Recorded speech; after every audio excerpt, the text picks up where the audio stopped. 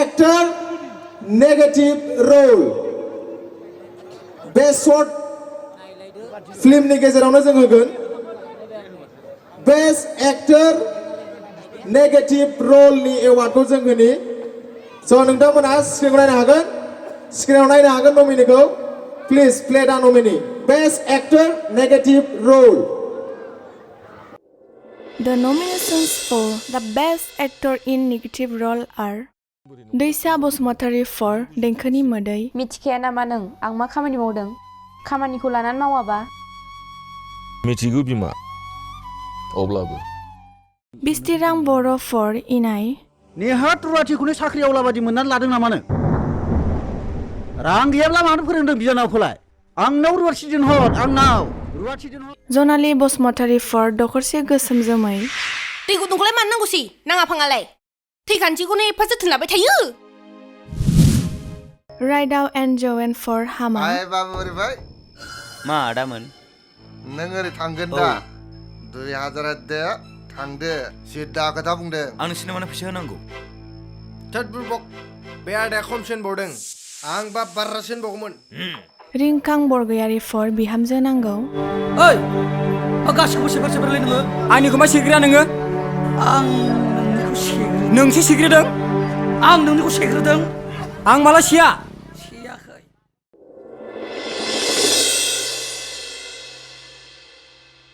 बेखौ बुंथिना होनो थाखाय जोंहा आलासि लेंहरजानाय दंखायो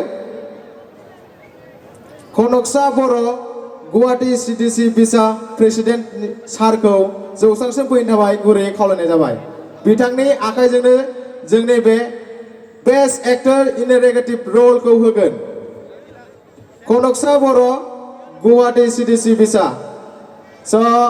खोनानो मोन्दों बिथाङा एबसेन्ट बिनि जायगायाव जों गुबुन सासे आलासिखौ लाबोनि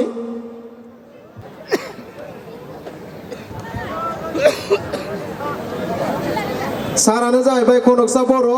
दा बिथाङानो सरि जिसुआ सुमफ्रामारि बिथाङानो दा रिजाल्टखौ बुंथिना होसिगोन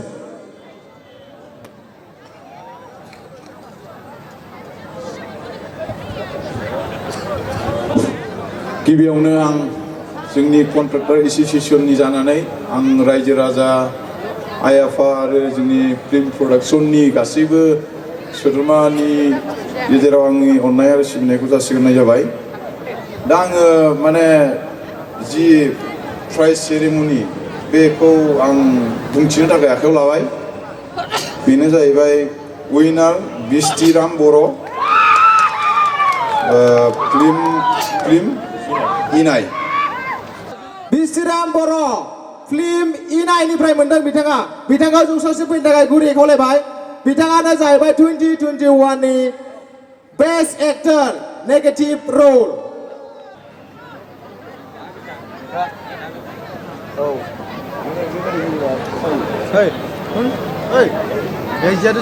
बिथाङानो जाहैबाय बिस्थिराम बर' आखाइखौ नायगोन बिथांखौ जों गांसे आर'नाइजों बरायना लाग्रोनि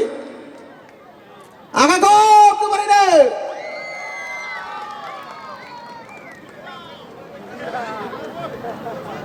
बिथांनो गांसे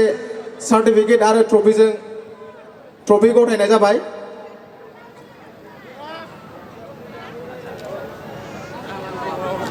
बिथाङानो जाहैबाय बिस्थिराम बर' बेस्ट एक्टर नेगेटिभ रल साबसिन गुन्दा होनो बर'आव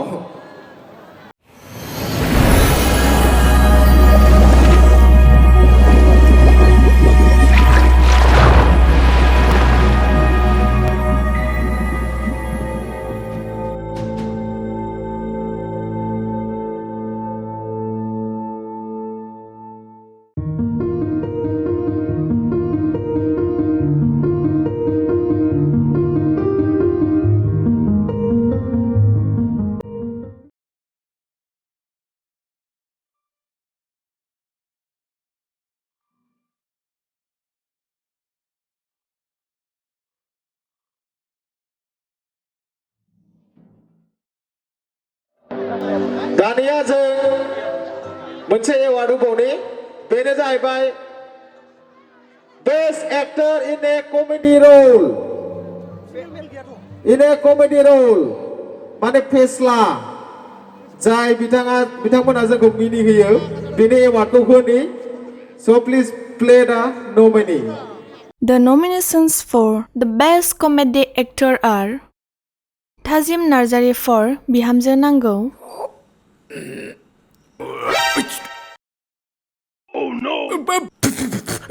Ranjit Uzir for Maitha Dewani, सान्देयाव माखौ सिन्था खालामदों नोंलाय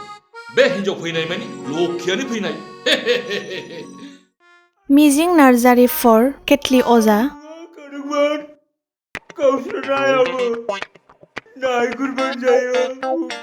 Khoramdao Bromo for Gumini Binanaw, हाबजागोन नोंसोर नानिमोन हाबजागोन मा बुंखो बेलाय माया हाबनो माया करनाखौसो होनदों जामिफोर करनाखौ गन्थंजों खुगाजों हाबलांबा मोजां जागोन बे Rajkumar Borgiyari for Ketli Oza, बेनावथ' मोदाय फाख्रिसो हाबनानै दङ बेथ' देन्जारथार फिसा बावलाथ' बियो लामा लामा मोसानो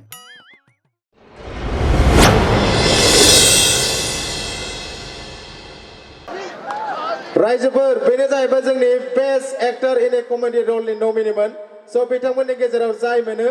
बेखौ जों दसे उनाव बुंथिसिगोन स' बे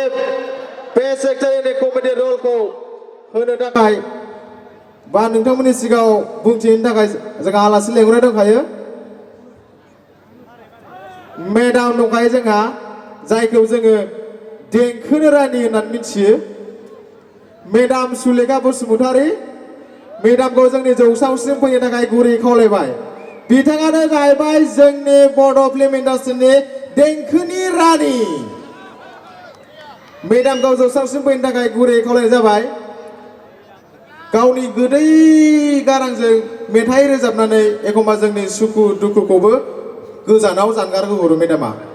बिनि मेथाइखौ खोनासंबाथाय ओरैबायदि सुखु गोजोन मोनोना बाप बाप बाप ओरैबायदि गोदै माने रसगल्ला मिस्टियाबो हास्लाबा मेडामखौ जोंनि जौसांसिम फैनो थाखाय गुरै खावलायबाय जोंना मेडामा जौस्राङाव सफैबाय देंखोनि रानि रायजोफोर आखाइखौ नाहो जोंना मेडामानो दिनैनि जे result best actor in a comedy रल बेखौ मेडामानो बुंथिनानै होसिगोन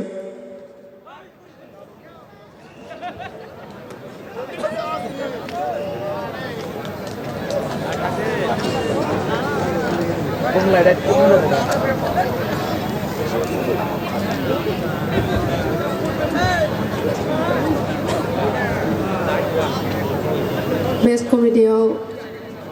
विनार जादों बुंनो ना बुङा बुंनांगौ केटलि अजायाव मिजिं Narzary best comedian thank you madam रिजाल्टखौ बुंथिना होनायनि थाखाय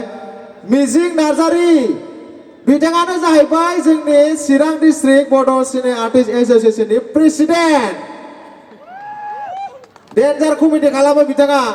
ओंखायनो दिनै 2021 बेस्ट कमेडि रलखौ बिथाङा मोननो हादों स' मेडामखौ बिथांनो प्राइजखौ गथायनो थाखाय खावलायबाय गिबियावनो जों बिथांखौ गांसे आर'नाइजों बरायना लाग्रोनि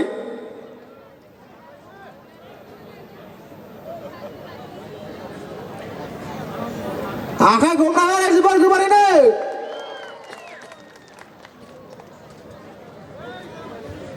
बिथाङानो बेस्ट एक्टर कमेडि रलखौ मोननो हादों जोबोर मोजां सिरि सिरि थायोबाय मानसिया ओरैबायदि कमेडि खालामोना मिनिबाथाय हाथाया जें जाखायो स' कंग्रेचुलेसन बिथांनिसिम आरो मेडामनिसिमबो साबायखर बावहरबाय गोसो गोरबोनिफ्राय दानिया मोसाफैगोन जोंना सासे एक्ट्रेस जाखांफुबाय थानाय जनाले बसुमतारी बिथाङाबो गावनि ग्रुपजों हायलालाय हुइलालाय मोसानानै नोंथांमोननि सिगाङाव देखायफैसिगोन जनाले बसुमतारी बिथांखौ जौसांसिम फैनानै गावनि मोसानायखौ दिन्थिफिननो थाखाय गुरै खावलायनाय जाबाय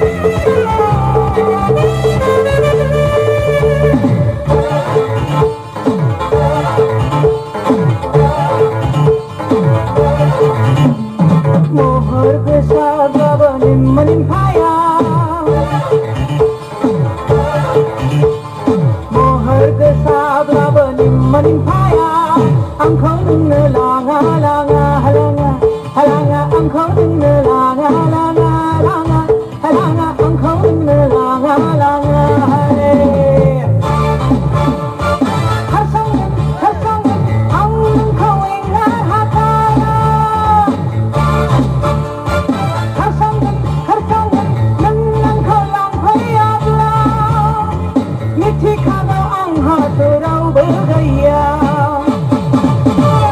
महर गोसाब्लाबो नों मोनफाया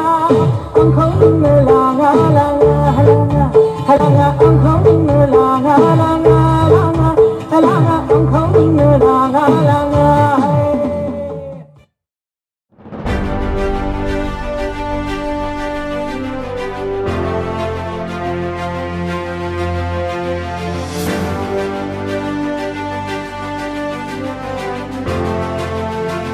रायजोफोरनि गेजेराव फैगासिनो दङ रिलाइभ निउज 24 आरो रंजाली टिभि गोनां खौरांफोरखौ बर' रावावनो मोनगोन रिलाइभ निउज 24 आव जोंनि खौरां बिजोङाव थागोन रायजोनि हादोरनि आरो जायगानि गोबां खौरां जोंनि खौरांफोरा जागोन सैथो आरो गोथों সমাজনীতিৰ পৰা ৰাজনীতিলৈ কলা সংস্কৃতিৰ পৰা সাহিত্যলৈ শিক্ষা জগতৰ পৰা খেল জগতলৈ ৰাষ্ট্ৰীয় আন্তঃৰাষ্ট্ৰীয় আৰু আপোনাৰ অঞ্চলৰ চুকে কোণে ঘটা প্ৰতিটো ঘটনা শুদ্ধ আৰু প্ৰকৃত তথ্যৰ সৈতে সংবাদ জগতলৈ ঢাপলি মেলিব ৰিপাব্লিক আৰু ইণ্ডিপেণ্ডেণ্ট টেগলাইনৰ সৈতে নতুন স্যাটেলাইট চেনেল ৰিলাইভ নিউজ 24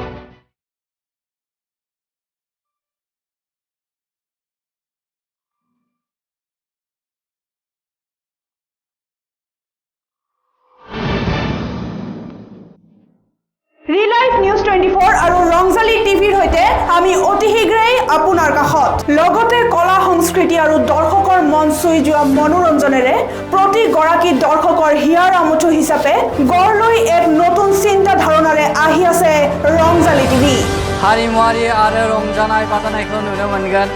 रंजाली टिभिआव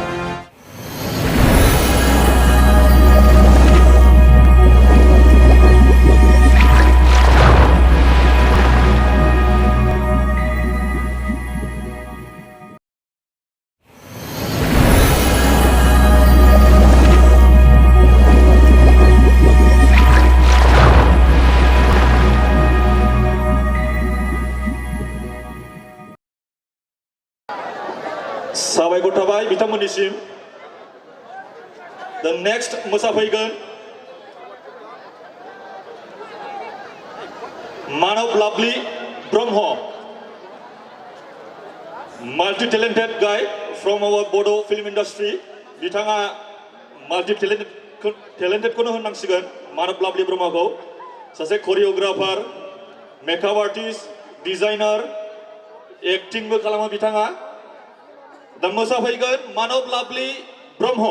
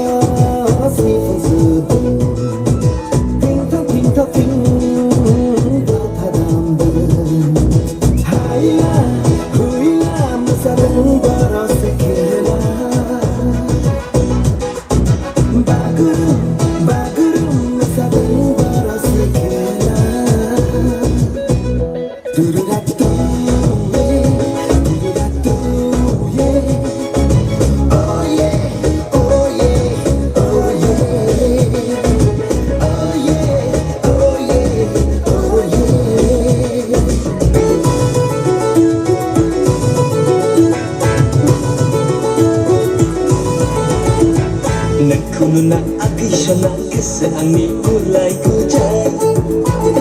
जानजि सिरे बिखा फांदां महरा नोंनि गासैबो फुल पावार नोंखौ नुना आगै सना गोसो आंनि गुलाय गुजाय जानजि सिरे बिखा फांदां महरा नोंनि गासैबो फुल पावार बिनि गोसो बैनि गोसो खावै खावैनो आंनि गोसोखौबो खावनानै लांबाय नों खावनानै लांबाय खावनानै लांबाय नों खावनानै लांबाय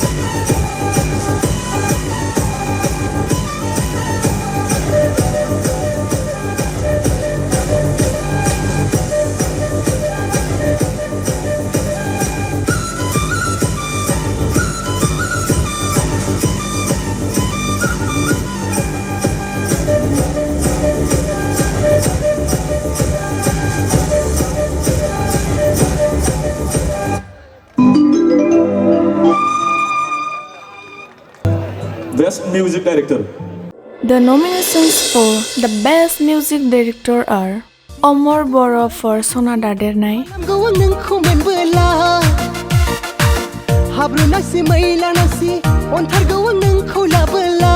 Heronia Bora for Boha Thanka Godoनि Dinफ्रालाय,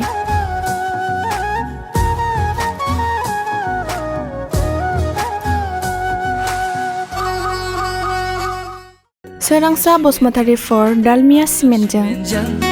Black Tiger Simenjang Pastala Buildingनि खुन्थिया दालाय होनाय बायदि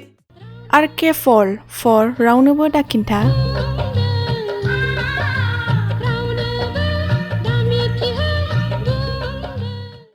Sagar and Didem for Angni Ayai, आंनि अनसुलि आयै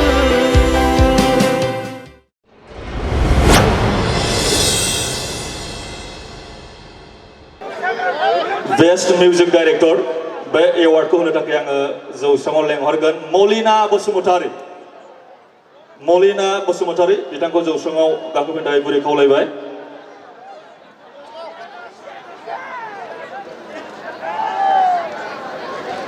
मलिना बसुमतारी बिथांखौ जौस्राङाव फैनो थाखाय गुरै खावलायबाय director of Reliever packet industries private limited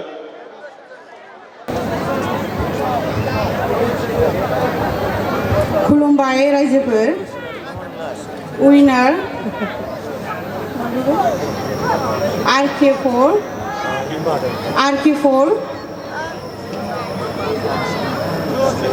production Sulekha प्रेसन एलबाम नेम रावनोबो दाखिन्था खोनाबायना रायजोफोर बेस्ट मिउजिक डाइरेक्टरखौ मोननो हादों RK4 बिथाङा प्रोडक्शना जाहैबाय सुलेखा क्रिएशन एलबामनि नाम रावनोबो दाखोन्था मिथिगौ न माना रावनोबो दाखोन्थाखौ जोबोद हिट जादोंमोन दा RK4 बिथाङा कलकातानि बिथाङा सौफैनो हायाखै स on behalf of RK4 madam सुलेखाखौनो बे बान्थाखौ आजावनो थाखाय आङो खावलायनाय जाहैबाय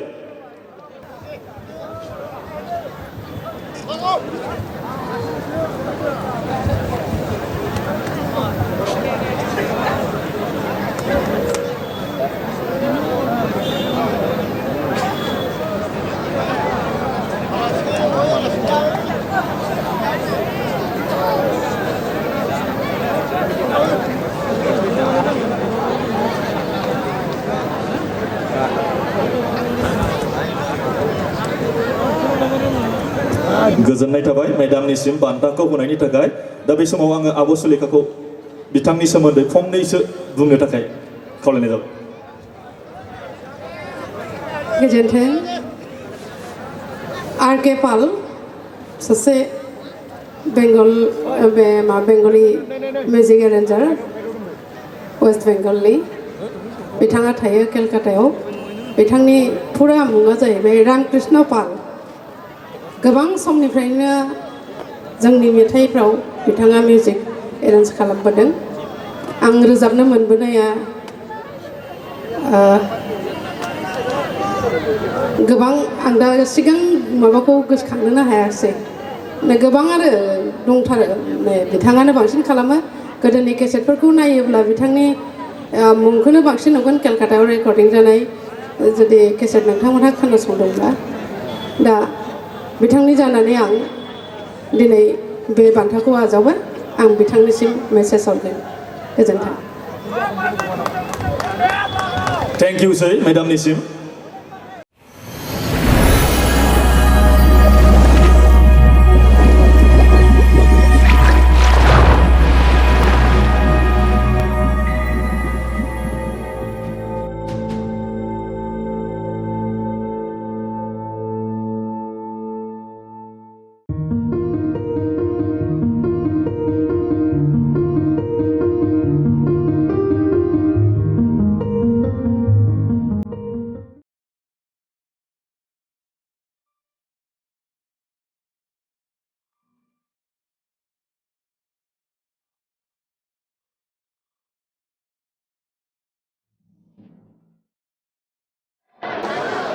The next award को होगोन Best Choreographer Direction मोसानाय Best Choreographer Direction मोसानाय फोरोंनाय So nominees sir please The nominations for the best choreography or direction are Bigrai Bromo for Sona Dadernai Sona Dadernai na manai nangni mohora hira ludenai na manai nangni shalera Manav Bromo for Boha Thankho Godoni Dina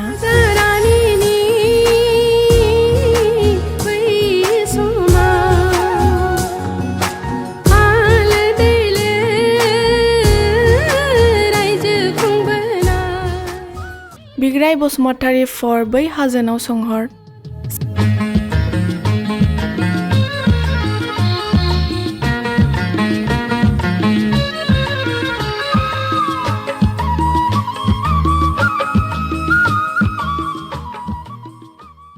Serang Bosmatari for Angni Ayai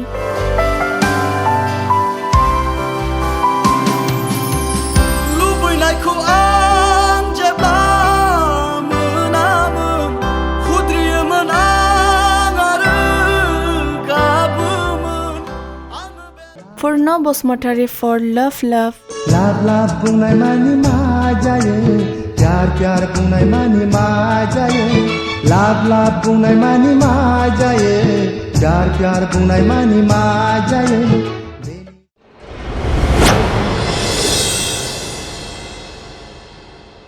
नुबाय नङा होमबा ना गासिबो जोबोद मोजाङानो जादों दा बे बान्थाखौ होनो थाखाय आङो लेंहरनो नागिरदों Biswajit Mushahary founder managing director Reliever fact industries private limited brand Reliever alkaline water स' बिथांखौ जौस्राङाव फैनो थाखाय आं गुरै खावलायनाय जाहैबाय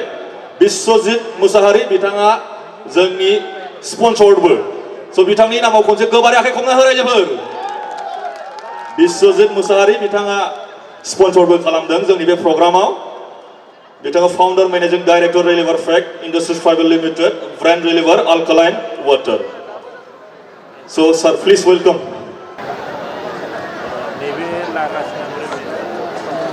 खुलुमबाय रायजो राजा नोंथांमोन best choreographer winner mister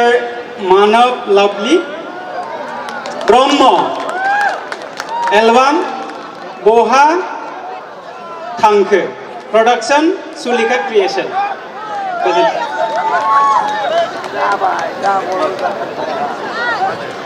Sekonsen kebarak khomnani he Manav Lovely Brahmanisim.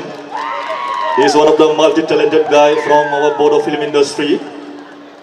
So bitangni albumana deglai jenaki sabsin mosanai forengnai choreography be banthaku मोननो हादों.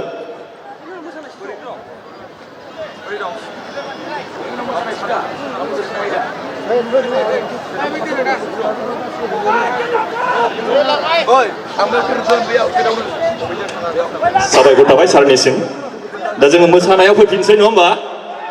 दा मोसाफैनो थाखाय आङो खावलायगोन.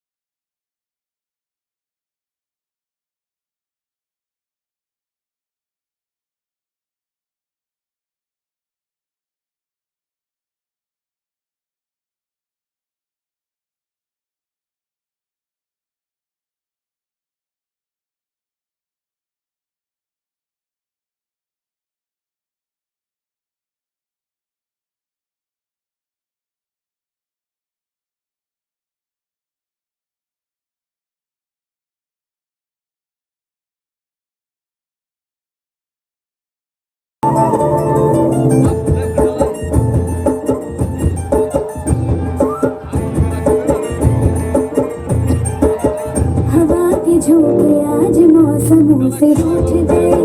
गुलों की शोखियाँ जो भंवरे आके लूट गए बदल रही है आज जिंदगी की चाल जरा इसी बहाने क्यों ना मैं भी दिल का हाल जरा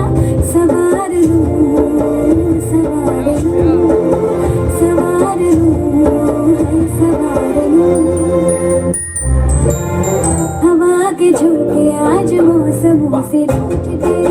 गुलों की शोखियाँ जो भंवरे आके लूट गए बदल रही है आज जिंदगी की चाल जरा इसी बहाने क्यों ना मैं भी दिल का हाल जरा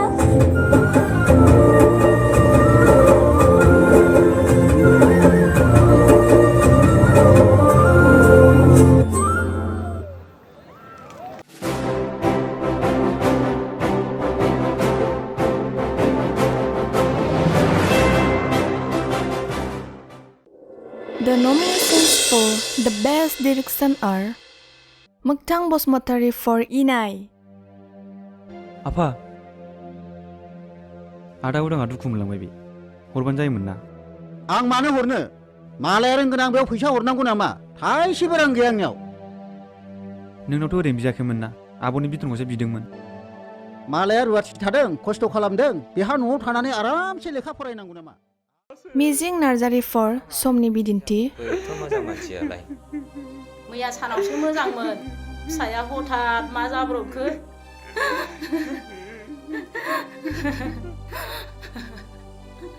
कर'ना भेक्सिनसो थुजाहैदोंमोन फिसाया Peterson Bromo for Hama. बुरबफोर बेफोरखौ मा टेनसन लाबाय थादों नोंसोरलाय दा बोरमा फैबा जों लाखिलायगोन ना र' आं नायनो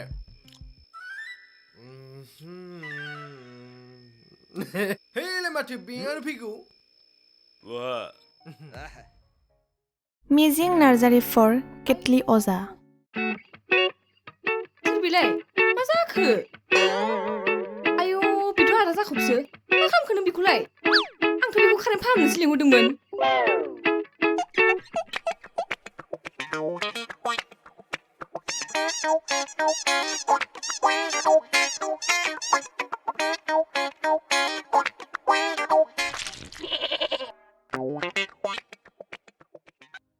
Bigrai Bosmatari for Dokorse Gosam Jamai. नों मानो बुजिनानै बुजिबायदि सोर थानांगौ सौ आदा आदा नों मानो एसेबां अन्थाइ बिखा जालांखो आफा आफा आदाया सिरि थाय सोमस्रि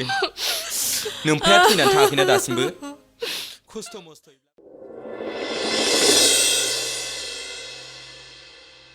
So best director बे एवार्डखौ होनो थाखाय आङो जौस्राङाव हांख्रायगोन जयन्त नार्जारी NSDN बिथांनि नामखौ बयबो खोनाबाय आरो मिथिगौ बिथाङा दिल्लीनि NSD निफ्राय मास्टार्स कमप्लिट खालामदों बलिउड एक्टर प्लास बिथाङा जुरि मेम्बारबोमोन आरो जाजबो जादोंमोन नैबे जोंनि प्रग्रामनिनो स' बिथांखौ आङो जौस्राङाव गाखोफैनो थाखाय गुरै खावलायनाय जाबाय जयन्त नार्जारी खनसे गोबारै आखाइ खबनानै हो जयन्त नार्जारी बिथांनिसिम बिथाङा बलिउड फिल्मावबो एक्टिं खालामबाय स' बिथांखौ जोङो नैबे जोंनि हाबाफारियाव मोननो हानानै जोबोद गोजोननाय मोनदों दा बिथाङा डिक्लेयार खालामसिगोन बेस्ट डाइरेक्टर थेंक इउ दिनैनि बेस्ट फिल्म डाइरेक्टरनि बान्थाखौ मोननो हादों फिल्मनि मुङा जाहैबाय केटलि अजा आरो देरहागिरि बान्था मोनगिरि डाइरेक्टर जाय बिथांनि मुङानो जाहैबाय नैबे चिरां जिल्ला BCCA नि बे बादायलायनायाव देरहानो हानाय बिथां मानगोनां डाइरेक्टर बिथांनि मुङानो जाहैबाय मिजिं नार्जारी बिथांखौ जौस्राङाव गाखोफैनो थाखाय गुरै खावलायनाय जायो मिजिं नार्जारी बिथाङानो बेस्ट डाइरेक्टर जेनाखि बान्था बेखौ मोननो हादों खनसे गोबारै आखाइ खबनानै हो रायजोफोर बिथाङानो जोंनि डिस्ट्रिक्ट बिसानिबो आफादगिरि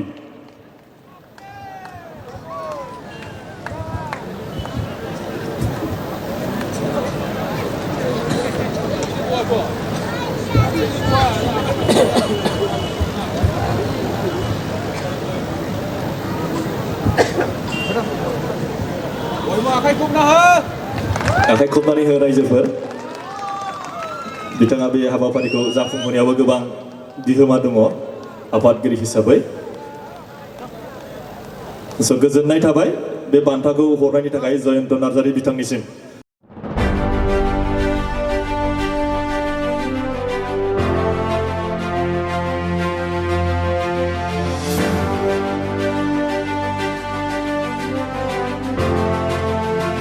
रायजोफोरनि गेजेराव फैगासिनो दङ रिलाइभ निउज 24 आरो रंजाली टिभि गोनां खौरांफोरखौ बर' रावावनो मोनगोन रिलाइभ निउज 24 आव जोंनि खौरां बिजोङाव थागोन रायजोनि हादोरनि आरो जायगानि गोबां खौरां जोंनि खौरांफोरा जागोन सैथो आरो गोथों সমাজনীতিৰ পৰা ৰাজনীতিলৈ কলা সংস্কৃতিৰ পৰা সাহিত্যলৈ শিক্ষা জগতৰ পৰা খেল জগতলৈ ৰাষ্ট্ৰীয় আন্তঃৰাষ্ট্ৰীয় আৰু আপোনাৰ অঞ্চলৰ চুকে কোণে ঘটা প্ৰতিটো ঘটনা শুদ্ধ আৰু প্ৰকৃত তথ্যৰ সৈতে সংবাদ জগতলৈ ঢাপলি মেলিব ৰিপাব্লিক আৰু ইণ্ডিপেণ্ডেণ্ট টেগলাইনৰ সৈতে নতুন স্যাটেলাইট চেনেল ৰিলাইভ নিউজ 24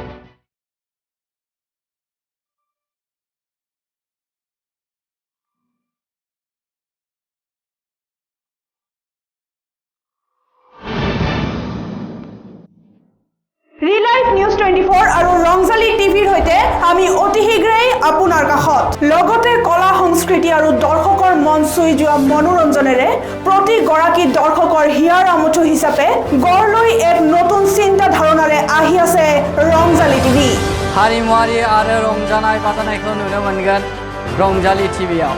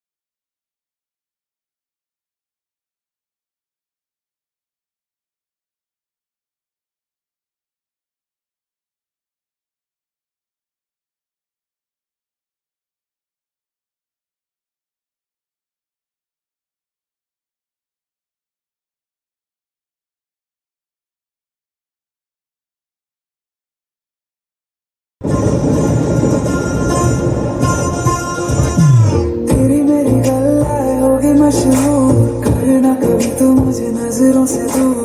कितने चलिए जानदा है दिल ये तो जान दिया तू तेरे बिना मैं न रहूं मेरे बिना तू कितने चलिए कितने चलिए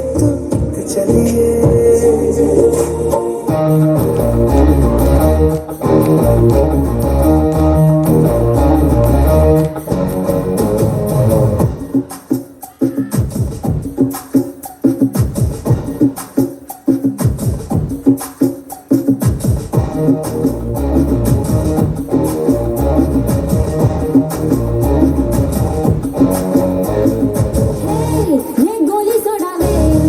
ये करी कोरम ले वो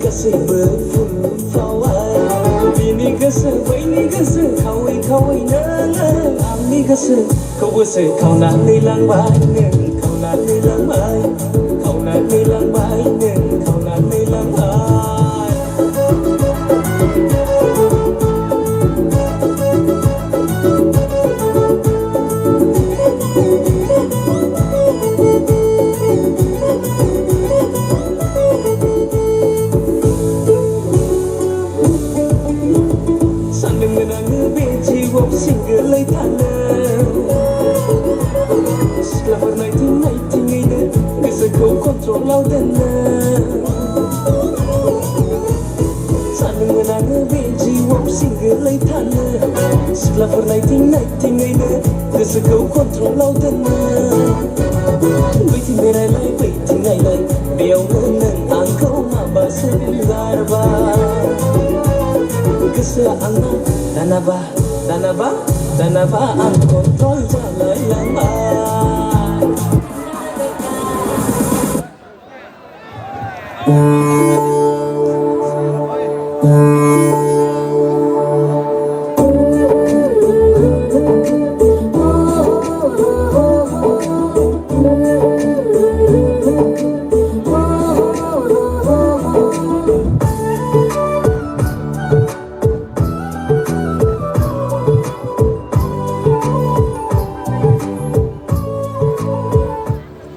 The nominations for the Best Male Actor are Vivek Goyari for Bai Hajanau Songhor,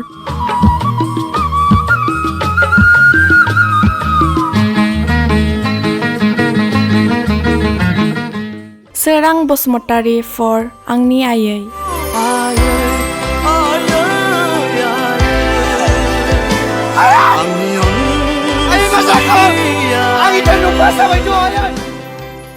Serang Narzari for Dalmia Simenjang, Ambuja Simenjang, Black Tiger Simenjang, Hastala Building ni Kunsha Dalai Henai Baidi, Bayang Neng Olombar Goyari for Oraiboni, Lasi lasi biya bara jadan, Siddharth Boro for Nangni Gumur,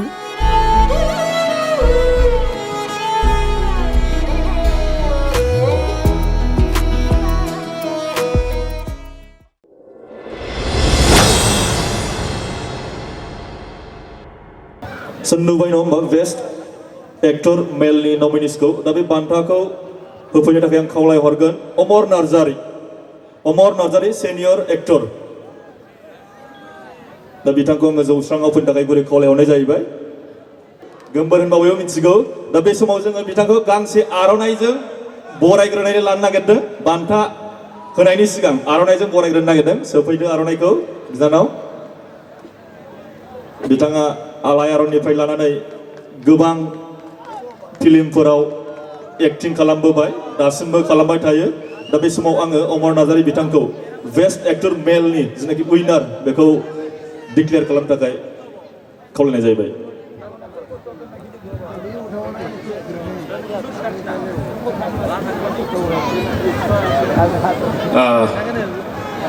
गिबियावनो आङो चिरां district बड'सेनि आर्टिस्टनि जितु दिनैनि हाबाफारियाव नुजाफैनो हानाय जोंनिनो चिरां district बिसानि साफ्रोमबो artist नोंथांमोन आरो लोगोसे बे सान्तिपुर हालामनिनो नायगिरि नोंथांमोननो आङो आंनि गोसो सिंनि खुलुमहरनायखौ बे मोनाबिलि समाव नोंथांमोननो बावहरग्रोबाय दा लोगो लोगो आङो नोंथांमोननि सिगाङाव दिनैनि जितु बेस्ट एक्टरनि जितु उइनार बे उइनारखौ आं डिक्लेयार होनो थाखाय आखायाव लादों बेयो जाहैबाय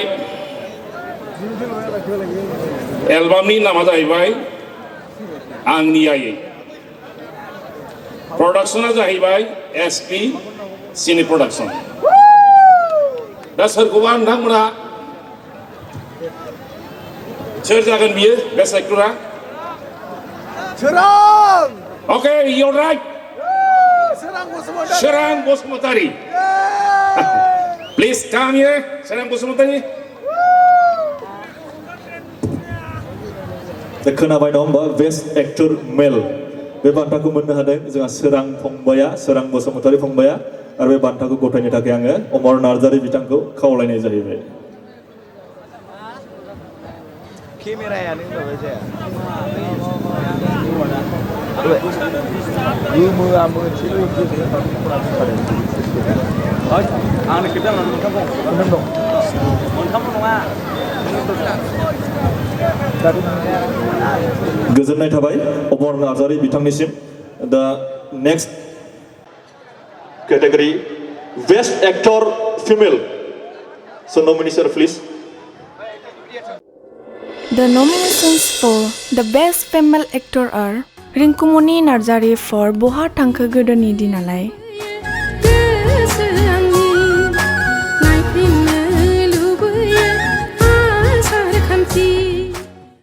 Sudem Sona Ramsiari for Bai Hajanau Songhor,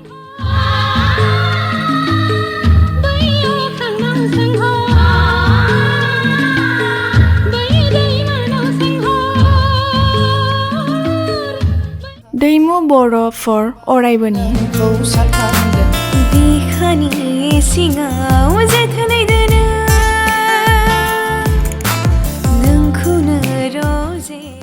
Laisumai Bromo for Raunabo Dakinta,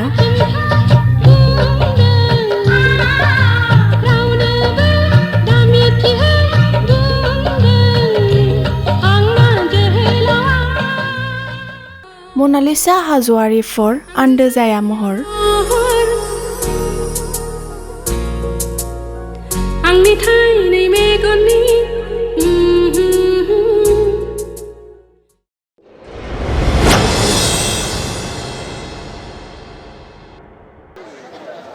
Senuno मोनबाय नङा होमबा नोंथांमोना बेस्ट एक्टर फिमेल दा बे एवार्डखौ होनो थाखाय आङो जौस्राङाव हांख्रायनानै लेंहरगोन सिम्पोल ब्रह्म सेनियर एक्ट्रेस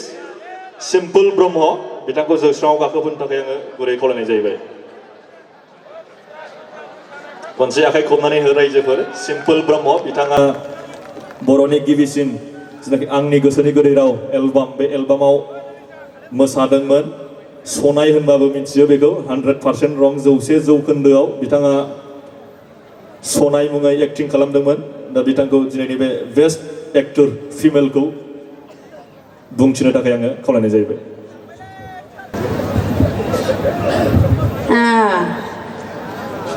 गोजोन मोनाबिलि रायजोफोर गोजांजोब्बाय नामा आच्छा बे उइनार बेस्ट एक्टिं बेजोंलाय सोर हानो सिनियरखा मिथिबाय जानांगौदां ओरैबायदि हिट जाखादों आच्छा बे बेस्ट एक्टर बहा थांखो प्रडाक्शन आब' सुलेखा क्रिएशन आब' रिंकुमनि नार्जारि फैद' आब' फैद' लांफैद' मिथिबाय नङा होमबा बेस्ट एक्टर फिमेल बान्थाखौ मोननो हादों आब' रिंकुमनि बिथाङा बिथांखौ आङो जौस्राङाव फैनानै गावनि बान्थाखौ लांफैनो थाखाय खावलायनाय जाहैबाय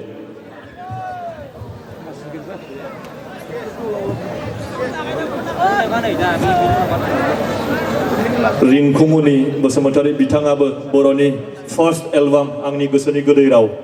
बेवहाय बिथाङाबो दंमोन बिथांनि थाखाय खनसे गोबारै आखाइ खबना हो रायजोफोर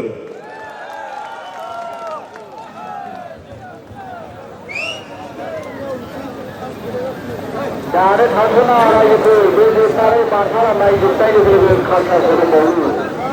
गोबां एक्टर एक्ट्रेस मोसानाय दंबावो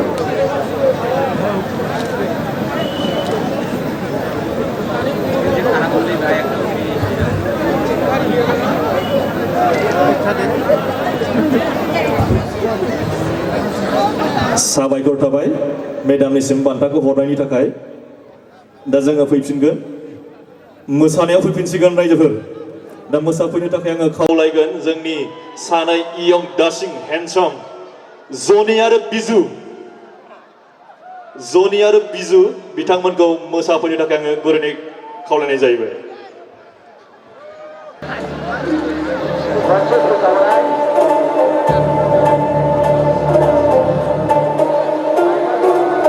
इस इलाके का एक ही टाइगर है जब वो आता है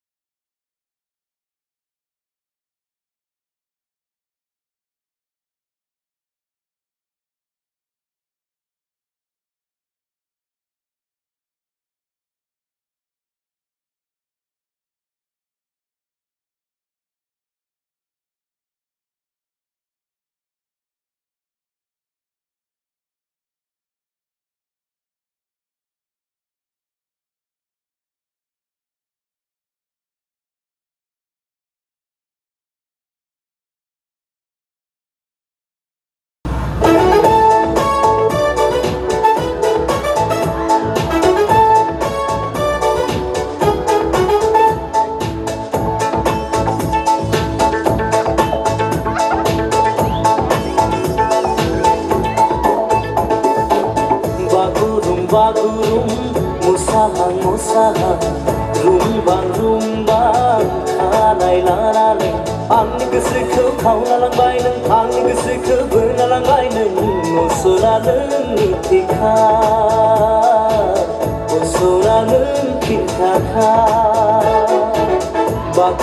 बागुरुम मोसाहां रुंबां खानाय लानानै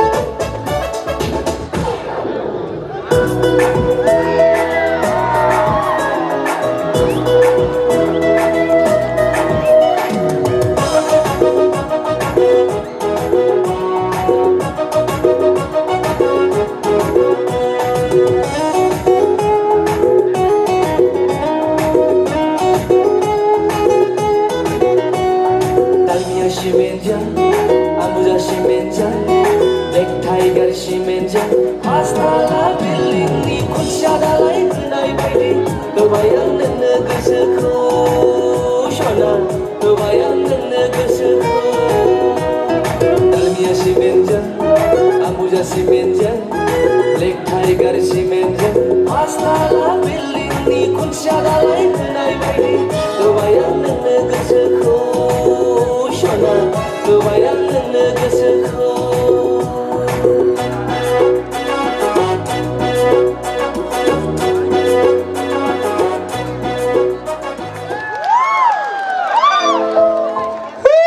आखाइ खबनो हो रायजोफोर सानै हेन्डसाम गाय बिथांमोननिसिम साबायखर थाबाय दा मोसाफैनो थाखाय आं खावलायगोन बिग्राय ब्रह्म बिथांखौ मोसाफैनो थाखाय आं गुरै खावलायनाय जाहैबाय बेनि उनाव थांफिनगोन जोङो award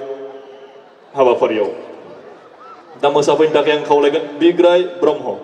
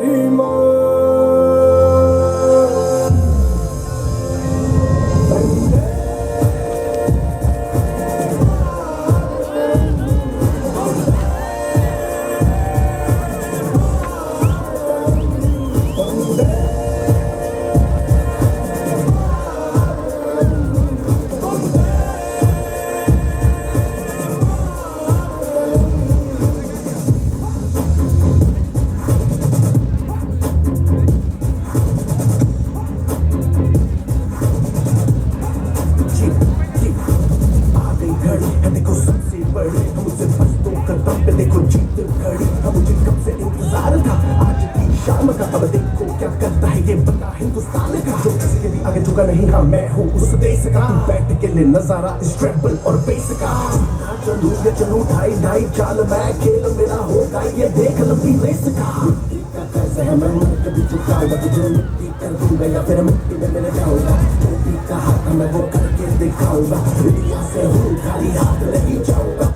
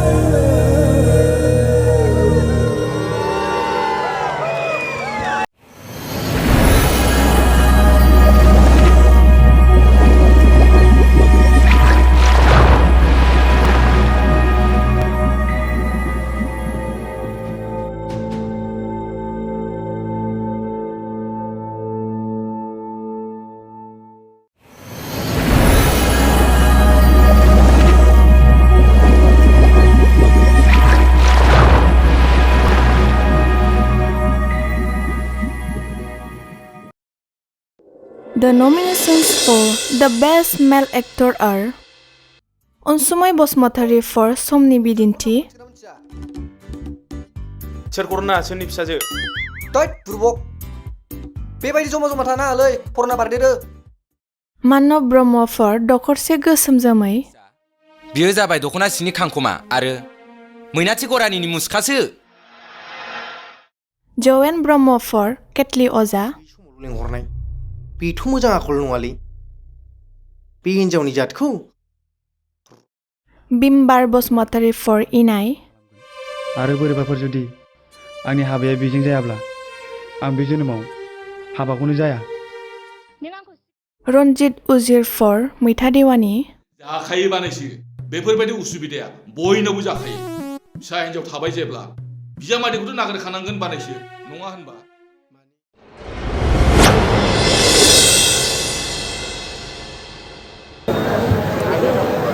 Best Male Actor, the winner is Onsumai Bosumotari, film Somni Bidinti. खोनाबाय नङा होमबा बान्थाखौ मोननो हादों समनि बिदिन्थि फिल्मनि थाखाय स' बान्था मोनगिरि बिथांखौ जौस्राङाव गाखोफैनो थाखाय आङो गुरै खावलायहरनाय जाहैबाय अनसुमै बसुमतारी समनि बिदिन्थि फिल्मनि थाखाय बिथाङा शर्ट फिल्म बे बान्थाखौ मोननो हादों दा बान्था मोनगिरि बिथांखौ जौस्राङाव गाखोफैनानै गावनि बान्थाखौ लांफैनो थाखाय गुरै खावलायनाय जाहैबाय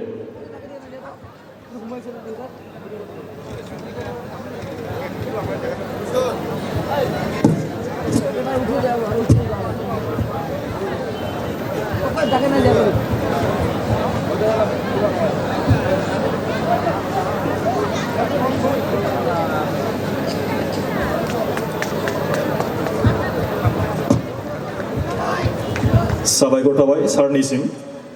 The next category Best Actor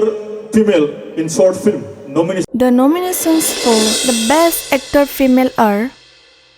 Saya Bosmatari for Inai, बिनानावनि फर्म फिलापनि फैसा नांग्रोगौमोन आदै अननानै एसे हरग्रोदो हाफैनानै बावाखै Tanuja Bosmatari for Mitha Diwani, औ मा सोरनि बे न'आ नोंसिनिनो ए नंगौ नामा दे थांदो बिदिब्ला Masum Brahma for Dokorse Gosom Jamai, बाजैनि महरावनो नों आइखौ नों जेबो दा बुं सोमस्रि फिसा Bitorai Brahma for Ketli Oza, मा जाखो फांखाबो गिदिङा लाइटबो जोङा गाज्रि जाजोबखो ना माखो Deisa Bosmatari for Denkoni Moदै, समबार खोन्थानो हागोन ना आंनि टटेलि बाहायनाय राङा बेसेबां जाखो सरि मेडाम आं दहाय खिन्थानोसो बावदों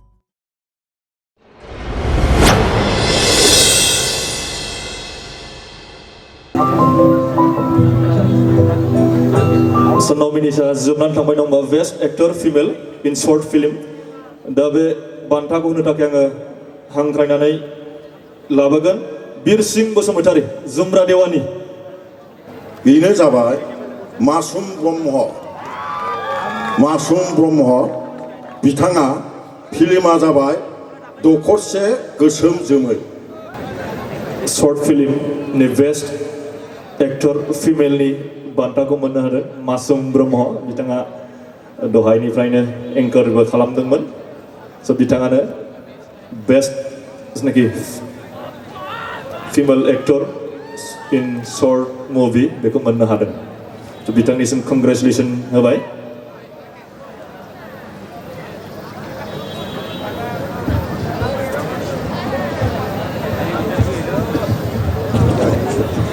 साबायखर थाबाय सारनिसिम आरो मासुमनिसिमबो कंग्रेचुलेसन थाबाय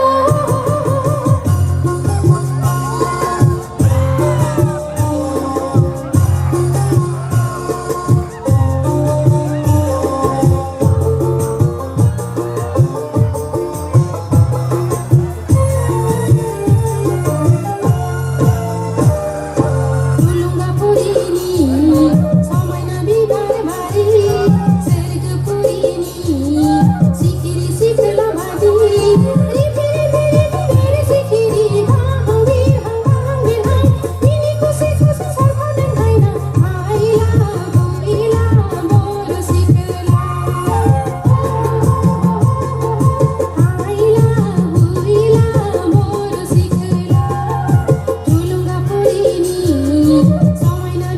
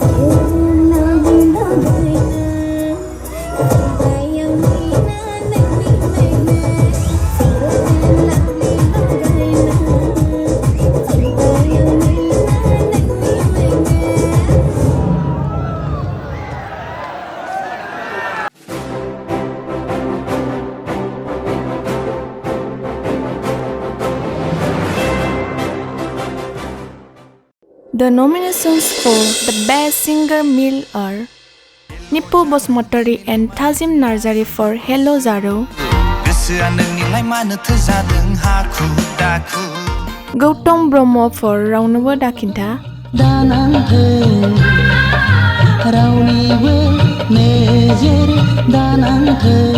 Bigrai Bromo for Anda Jaya Mohor,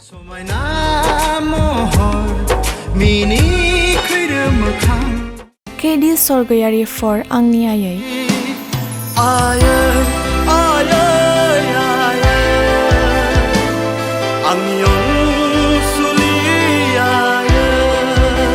Binay Demari for Nangrang Sigrang, Nangrang Sigrang Nangrang Sigrang dak hamtar nenge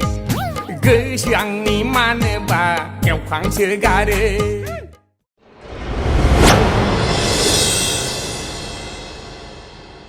So best singer male music video be bantaku hono थाखाय आङो लेंहरगोन जोंनि चिरां डिस्ट्रिक्ट बिसानि आफादगिरि मिजिं नार्जारि बिथांखौ लेंहरनाय जाबाय बिथाङानो बेस्ट सिंगार मेल मिउजिक भिडिअ बिनि बान्थाखौ हरगोन बेस्ट सिंगार मेल मिउजिक भिडिअ बिनि उइनारखौ जोंनि चिरां डिस्ट्रिक्ट बिसानि आफादगिरि मिजिं नार्जारि बिथाङा फोसावगोन दान्दिसे समनि उनाव दा बे समावहाय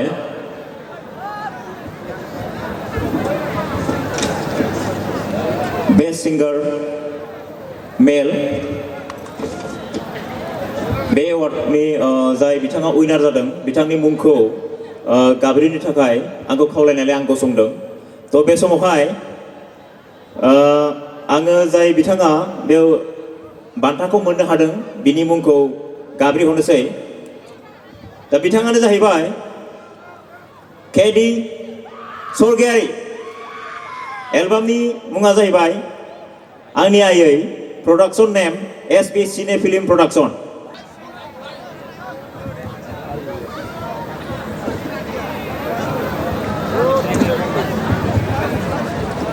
आखाइ खबनानै हो रायजोफोर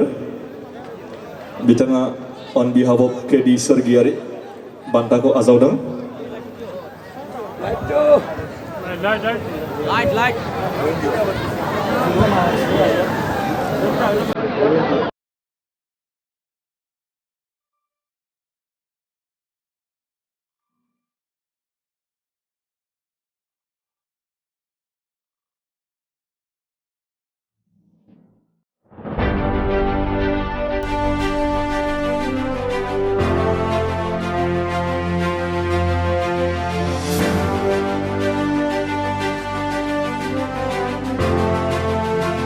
रायजोफोरनि गेजेराव फैगासिनो दङ रिलाइभ निउस 24 आरो रंजाली टिभि गोनां खौरांफोरखौ बर' रावावनो मोनगोन रिलाइभ निउस 24 आव जोंनि खौरां बिजोङाव थागोन रायजोनि हादोरनि आरो जायगानि गोबां खौरां जोंनि खौरांफोरा जागोन सैथो आरो गोथों সমাজনীতিৰ পৰা ৰাজনীতিলৈ কলা সংস্কৃতিৰ পৰা সাহিত্যলৈ শিক্ষা জগতৰ পৰা খেল জগতলৈ ৰাষ্ট্ৰীয় আন্তঃৰাষ্ট্ৰীয় আৰু আপোনাৰ অঞ্চলৰ চুকে কোণে ঘটা প্ৰতিটো ঘটনা শুদ্ধ আৰু প্ৰকৃত তথ্যৰ সৈতে সংবাদ জগতলৈ ঢাপলি মেলিব ৰিপাব্লিক আৰু ইণ্ডিপেণ্ডেণ্ট টেগলাইনৰ সৈতে নতুন স্যাটেলাইট চেনেল ৰিলাইভ নিউজ 24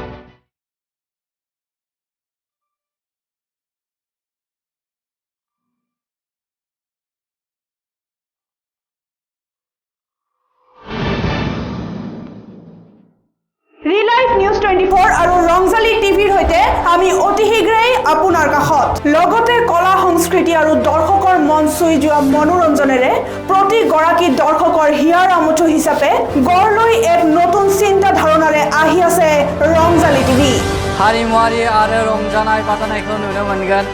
रंजाली टिभिआव